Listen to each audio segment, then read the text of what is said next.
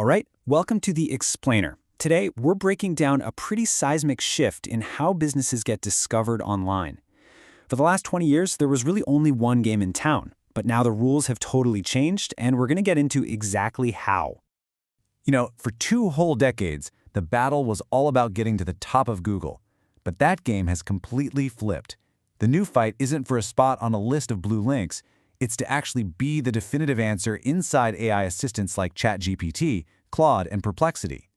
And this new battleground, well, it needs a whole new strategy. Answer Engine Optimization, or AEO for short. It's basically the practice of making your content so clear, so authoritative, that you become the go-to source at AI assistant site when people ask them questions. So first up, let's explore why those old rules of SEO just aren't cutting it anymore. The game has truly completely flipped. Okay, so what are the new rules of AEO? Because it really requires a totally different way of thinking. Right, so in the old SEO world, that #1 spot on Google, that was everything. It was the throne, right? But in AEO, consensus is king. An AI engine would much rather see your brand mentioned 5 times across different blogs, forums, and videos than see you ranking #1 on a single site. It really values that widespread agreement over a single point of authority. And this part is what really levels the playing field. Let's be honest, SEO has been a rich company's game for years, taking just a massive amount of time and money to build authority. AEO flips that completely on its head. A startup can get a genuine mention on Reddit today and literally appear in a ChatGPT answer tomorrow, right alongside giants like Salesforce. There's no more waiting in line. And the traffic you get, it's on a whole other level. SEO traffic is often just people browsing, kicking the tires, doing that initial research. But AEO traffic, that comes from users who have already had a full conversation with an AI, spelling out exactly what they need, their budget, their requirements. They are not just browsing, they're ready to buy. And the impact of that ready-to-buy traffic is absolutely staggering. Webflow actually studied this and found that referrals from AI assistants converted 6 times higher than traffic from a standard Google search. And that's because by the time they click over to you, the AI has already done all the qualifying work for you. So this shift has also created these incredible new opportunities, untapped gold mines for reaching high-intent users that honestly just didn't exist before. The first gold mine is what we can call the new long tail. While your average Google query is maybe 6 words long, the average AI query is over 25 words. People are asking these hyper-specific questions like, which transcription tool integrates with Looker and supports multiple accents? This creates a massive, massive opportunity to capture all that micro-intent. This means you have to be where the AI is looking for trusted information. And right now, Reddit is a kingmaker. Seriously, AI models trust it because its communities are really effective at policing spam and promoting authentic, real answers.